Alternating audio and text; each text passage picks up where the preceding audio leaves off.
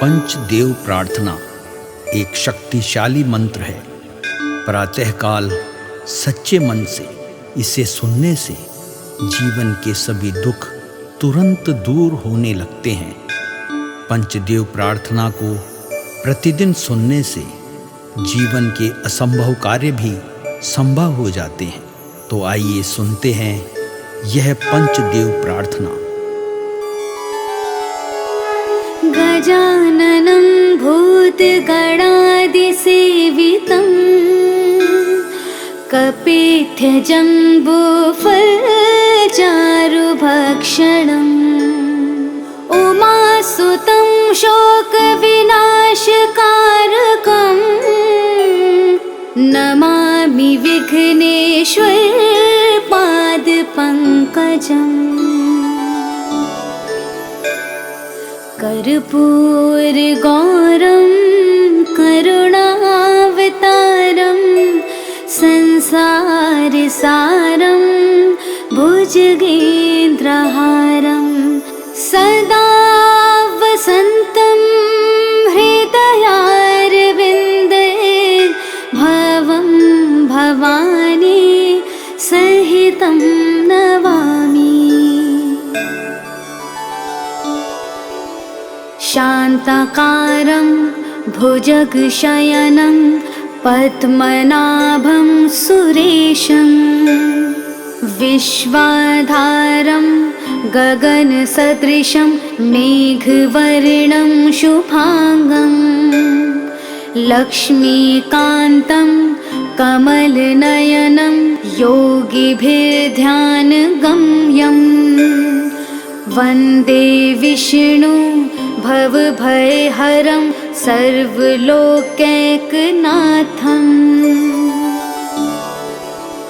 नीलाम्बुजश्यामलकोमलाङ्गं सीतासमारोपितवामभागं पाणो महासायकचारुचापं नमामि रामं रघुवंशनाथम्। मनोजवं मारुततुल्यवेगं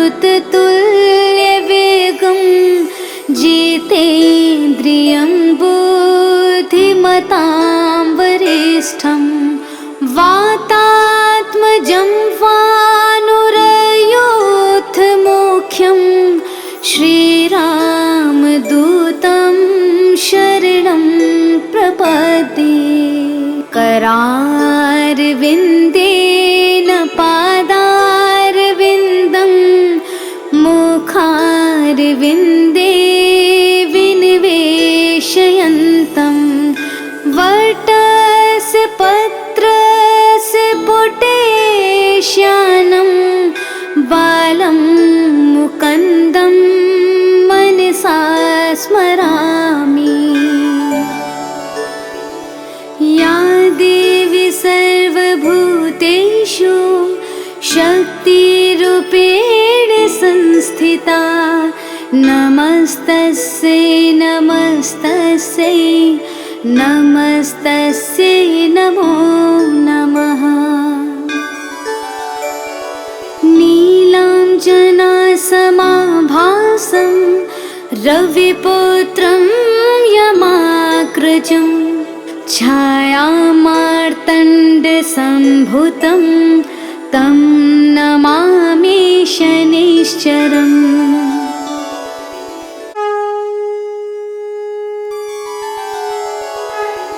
पंचदेव प्रार्थना एक शक्तिशाली मंत्र है।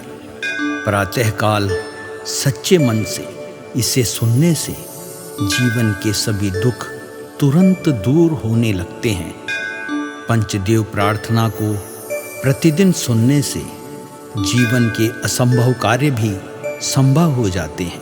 तो आइए सुनते हैं यह पंचदेव प्रार्थना। गजाननं भूतगणादिसेवितं कपित्थजम्बूफलचारुभक्षणम् शोकविनाशकारकम् नमामि विघ्नेश्वर पादपङ्कजम्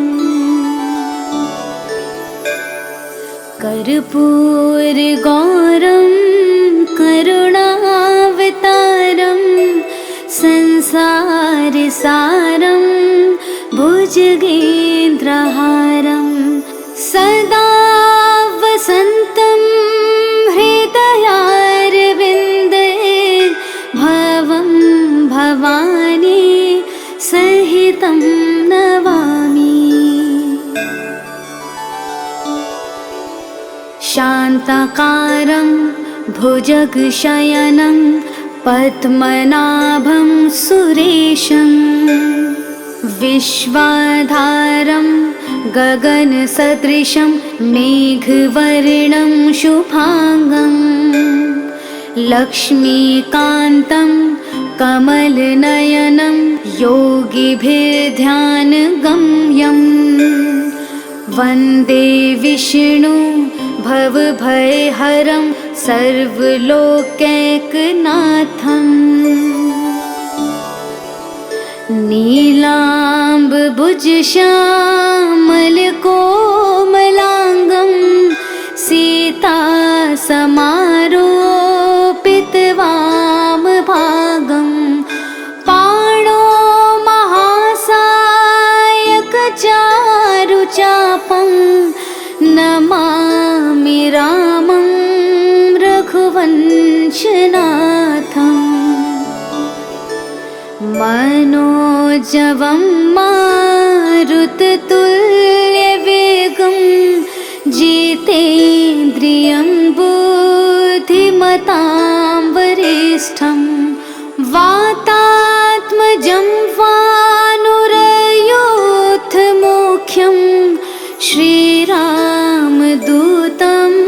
शरणं प्रपद्ये। करारविन्देन पादारविन्दं मुखारविन्दे विनिवेशयन्तं वटस्य पत्रस्य पुटेश्यानं बालं मुकुन्दं मनसा स्मरामि। या देवी सर्वभूतेषु शक्तिरूपेण संस्थिता नमस्तस्यै नमस्तस्यै नमस्तस्यै नमो नमः।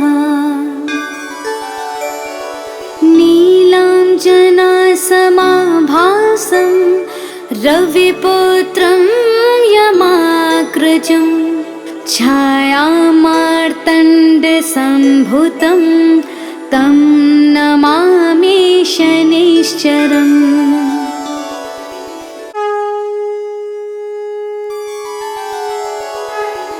पंचदेव प्रार्थना एक शक्तिशाली मंत्र है। प्रातःकाल सच्चे मन से इसे सुनने से जीवन के सभी दुख तुरंत दूर होने लगते हैं। पंचदेव प्रार्थना को प्रतिदिन सुनने से जीवन के असंभव कार्य भी संभव हो जाते हैं। तो आइए सुनते हैं यह पंचदेव प्रार्थना। गजाननं भूतगणादिसेवितं कपित्थजम्बूफलचारुभक्षणम् उमासुतं शोकविनाशकारकं नमामि विघ्नेश्वर पादपङ्कजम्। कर्पूरगौरं करुणावतारं संसारसारं भुजगेन्द्रहारं सदा वसन्तं हृदयारविन्दे भवं भवानी सहितं नमामि। शान्ताकारं भुजगशयनं पद्मनाभं सुरेशं विश्वाधारं गगनसदृशं मेघवर्णं शुभांगं लक्ष्मीकान्तं कमलनयनं योगिभिर्ध्यानगम्यं वन्दे विष्णु भवभयहरं सर्वलोकैकनाथं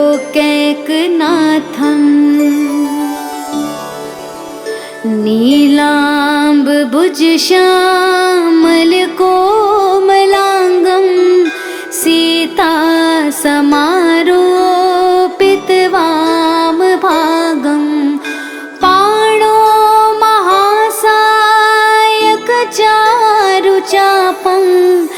नमामि रामं रघुवंशनाथं मनोजवं मारुततुल्यवेगं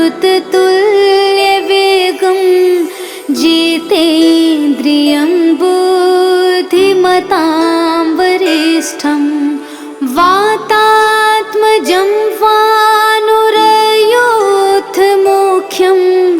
श्रीरामदूतं शरणं प्रपद्ये करारविन्देन पादारविन्दं मुखारविन्दे विनिवेशयन्तं वटस्य पत्रस्य पुटेश्यानं बालं मुकुन्दं मनसा स्मरामि या देवी सर्वभूतेषु शक्तिरूपेण संस्थिता नमस्तस्यै नमस्तस्यै नमस्तस्यै नमो नमः नीलाञ्जनासमाभासं रविपुत्रं यमाग्रजं छायामार्तण्डसम्भुतं तं नमामि शनिश्चरम्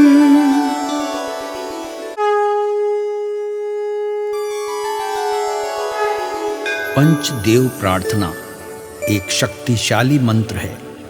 प्रातःकाल सच्चे मन से इसे सुनने से जीवन के सभी दुख तुरंत दूर होने लगते हैं। पंचदेव प्रार्थना को प्रतिदिन सुनने से जीवन के असंभव कार्य भी संभव हो जाते हैं। तो आइए सुनते हैं यह पंचदेव प्रार्थना। गजाननं भूतगणादिसेवितं कपित्थजम्बूफलचारुभक्षणम् उमासुतं शोकविनाशकारकं नमामि विघ्नेश्वरपादपङ्कजम् कर्पूरगौरं करुणावतारं संसारसारं भुजगेन्द्रहारं सदा वसन्तं हृदयारविन्दे भवं भवानी सहितं नमामि। शान्ताकारं भुजगशयनं पद्मनाभं सुरेशं विश्वाधारं गगनसदृशं मेघवर्णं शुभांगं लक्ष्मीकान्तं कमलनयनं योगिभिर्ध्यानगम्यं वन्दे विष्णु भवभयहरं सर्वलोकैकनाथं नीलाम्बुजश्यामलकोमलाङ्गं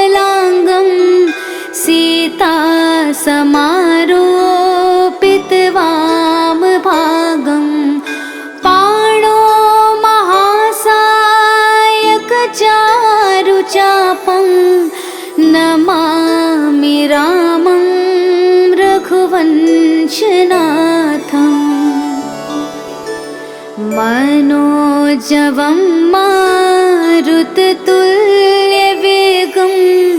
जितेन्द्रियं बुद्धिमतां वरिष्ठं वातात्मजं वानुरयोधमुख्यं श्रीरामदूतं शरणं प्रपद्ये। करारविन्देन पादारविन्दं मुखारविन्दे विनिवेशयन्तं वटस्य पत्रस्य पुटेश्यानं बालं मुकुन्दं मनसा स्मरामि। या देवी सर्वभूतेषु शक्तिरूपेण संस्थिता नमस्तस्यै नमस्तस्यै नमस्तस्यै नमो नमः। नीलाञ्जनासमाभासं रविपुत्रं यमाग्रजं छायामार्तण्डसम्भुतं तं नमामि शनैश्चरम्।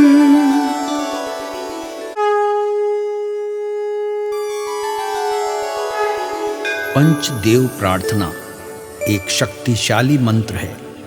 प्रातःकाल सच्चे मन से इसे सुनने से जीवन के सभी दुख तुरंत दूर होने लगते हैं।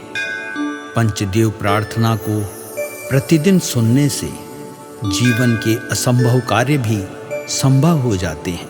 तो आइए सुनते हैं यह पंचदेव प्रार्थना। गजाननं भूतगणादिसेवितं कपित्थजम्बूफलचारुभक्षणम् उमासुतं शोकविनाशकारकं नमामि विघ्नेश्वर पादपङ्कजम्। कर्पूरगौरं करुणावतारं संसारसारं भुजगेन्द्रहारं सदा वसन्तं हृदयारविन्दे भवं भवानी सहितं नमामि। शान्ताकारं भुजगशयनं पद्मनाभं सुरेशं विश्वाधारं गगनसदृशं मेघवर्णं शुभांगं लक्ष्मीकान्तं कमलनयनं योगिभिर्ध्यानगम्यं वन्दे विष्णु भवभयहरं सर्वलोकैकनाथम्।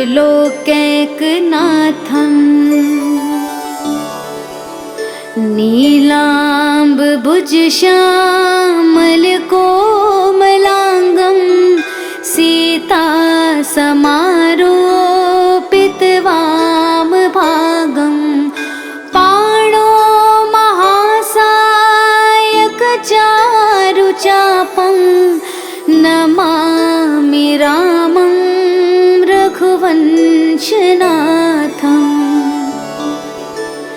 मनोजवं मारुततुल्यवेगं जितेन्द्रियं बुद्धिमतां वरिष्ठं वातात्मजं वानुरयोधमुख्यं श्रीरामदूतं शरणं प्रपद्ये। करारविन्देन पादारविन्दं मुखारविन्दे विनिवेशयन्तं वटस्य पत्रस्य श्यानं बालं मुकुन्दं मनसा स्मरामि। या देवी सर्वभूतेषु शक्तिरूपेण संस्थिता नमस्तस्यै नमस्तस्यै नमस्तस्यै नमो नमः। नीलाञ्जनासमाभासं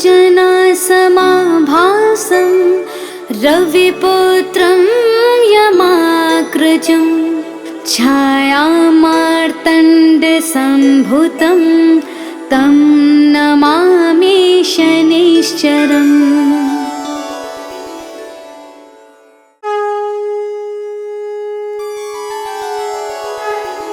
पंचदेव प्रार्थना एक शक्तिशाली मंत्र है।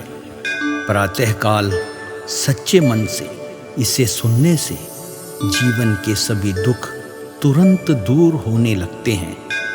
पंचदेव प्रार्थना को प्रतिदिन सुनने से जीवन के असंभव कार्य भी संभव हो जाते हैं। तो आइए सुनते हैं यह पंचदेव प्रार्थना। गजाननं भूतगणादिसेवितं कपित्थजम्बूफलचारुभक्षणम् उमासुतं शोकविनाशकारकं नमामि विघ्नेश्वर पादपङ्कजम्। कर्पूरगौरं करुणावतारं संसारसारं भुजगेन्द्रहारं सदा वसन्तं हृदयारविन्दे भवं भवानी सहितं नमामि। शान्ताकारं भुजगशयनं पद्मनाभं सुरेशं विश्वाधारं गगनसदृशं मेघवर्णं शुभांगं लक्ष्मीकान्तं कमलनयनं योगिभिर्ध्यानगम्यं वन्दे विष्णु भवभयहरं सर्वलोकैकनाथम्।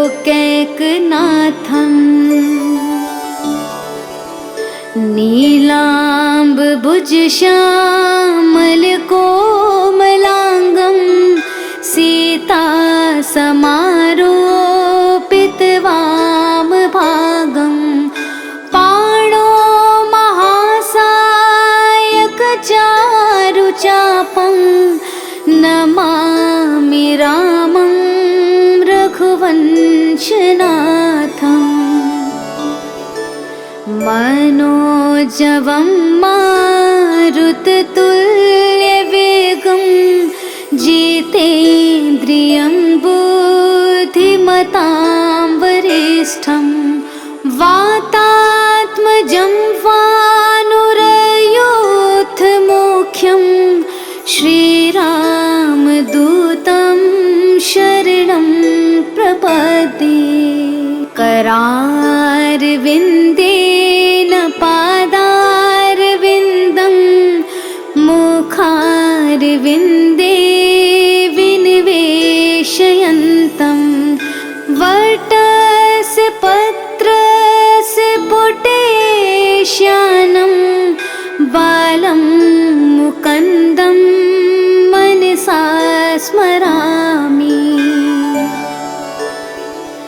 या देवी सर्वभूतेषु शक्तिरूपेण संस्थिता नमस्तस्यै नमस्तस्यै नमस्तस्यै नमो नमः।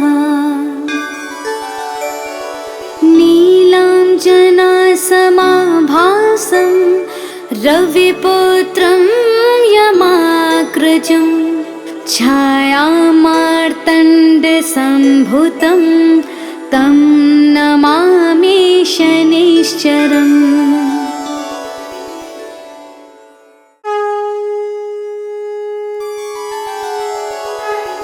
पंचदेव प्रार्थना एक शक्तिशाली मंत्र है। प्रातःकाल सच्चे मन से इसे सुनने से जीवन के सभी दुख तुरंत दूर होने लगते हैं। पंचदेव प्रार्थना को प्रतिदिन सुनने से जीवन के असंभव कार्य भी संभव हो जाते हैं। तो आइए सुनते हैं यह पंचदेव प्रार्थना। गजाननं भूतगणादिसेवितं कपित्थजम्बूफलचारुभक्षणम् उमासुतं शोकविनाशकारकं नमामि विघ्नेश्वर पादपङ्कजम्। कर्पूरगौरं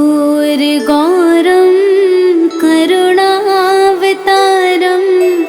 संसारसारं भुजगेन्द्रहारं सदा वसन्तं हृदयारविन्दे भवं भवानी सहितं नमामि।